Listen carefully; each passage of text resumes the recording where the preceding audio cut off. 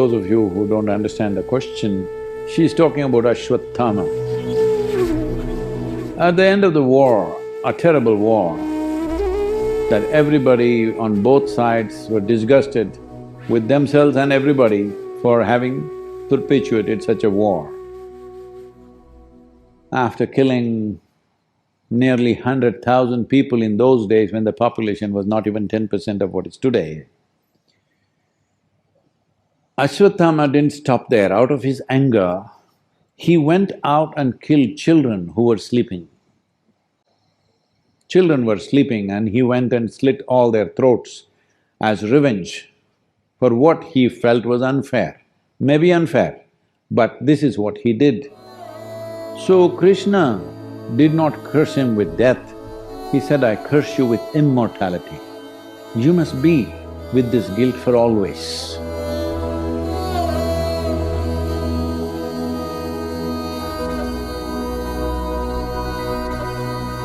So what is the consequence of that? I think they're all… Ashwatthama is manifesting in United States, killing all the children in schools. Yeah, he's here. Otherwise, why do you want to walk into your school and kill children of all the people? You could at least choose grown-ups. I'm not saying it's better, but I'm saying it's… this is a manifestation of Ashwatthama. Because you're angry with something, you go and kill children who are sleeping. So, this is something you need to understand. Because the moment you have little money and comfort, you want to live forever. But that's the worst thing that can ever happen to you, that you cannot die. Hello? I want you to just imagine, you're sitting here after 1,000,000 years, I'm gone, everybody's gone, but you're still sitting here. It's the worst thing, isn't it? You also die in time. Maybe you want to die after me, I agree, but you also die one day is a good thing. You cannot die, it's a terrible thing, isn't it? So he cursed him with the most terrible thing. He said, you must always live this guilt.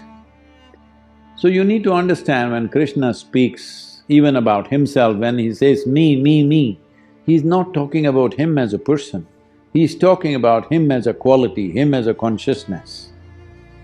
So when he cursed Ashwatthama also, he means the same thing. It's not that that guy is going to live forever.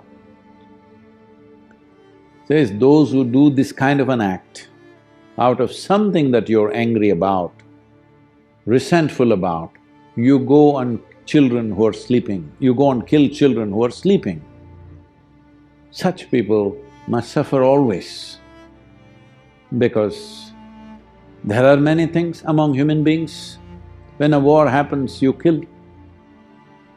It should not happen, he tried everything possible to see that it doesn't happen.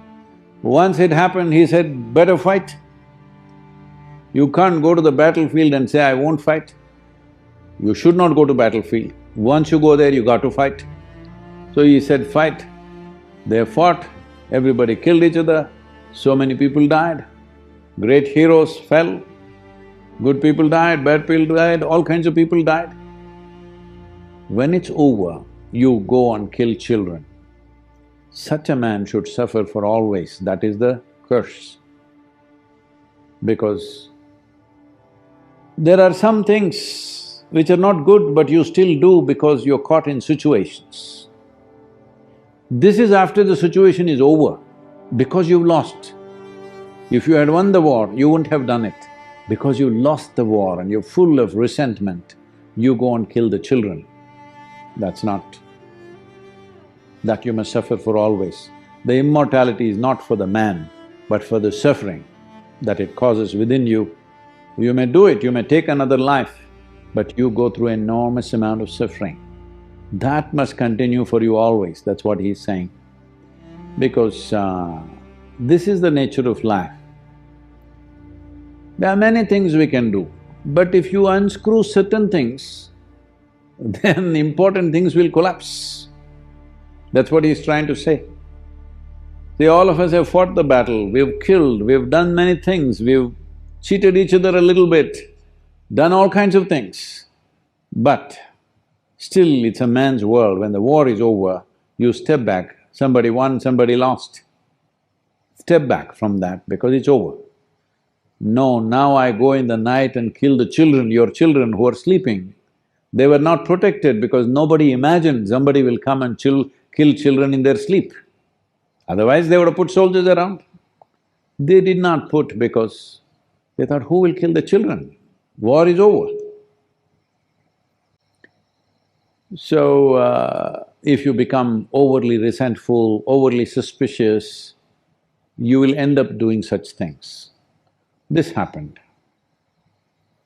An American person went to Moscow. Can I say this joke or no? An American person went to Moscow.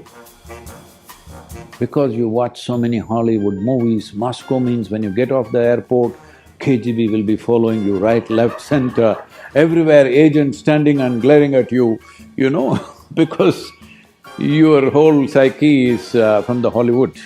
Somebody is reading a newspaper and he looks up at you.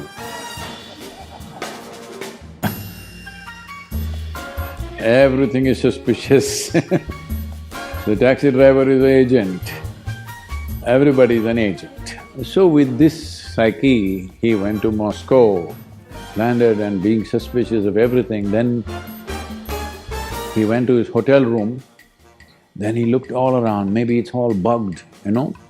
So he opened like usually what James Bond does, he opened the microphone of the phone, pulled out everything, then here, there, everywhere he searched the light bulbs, this, that, fire alarms, everything he checked for bugs and everything. When he found nothing, he thought somewhere it must be there. And then he crawled under the bed. There he saw a big metal plate screwed with 8 screws. Ah, this is it, I got it. And he pulled out his Swiss Army knife. He just with great difficulty, he unscrewed this. It took some time. He unscrewed all this and took the metal plate and threw it out of the window. Within a few minutes, he heard enormous commotion in front of the hotel. Ambulances, police cars and this and that, pam, boom, boom, everything happening. He went down to see what a huge number of cars and ambulances, everything. Then he picked up the phone and called the reception. What's happening in the hotel? Is there a fire? Is there something? Is there a bomb? He said, no, on the 4th floor the chandelier crashed. People were having dinner and it crashed on them.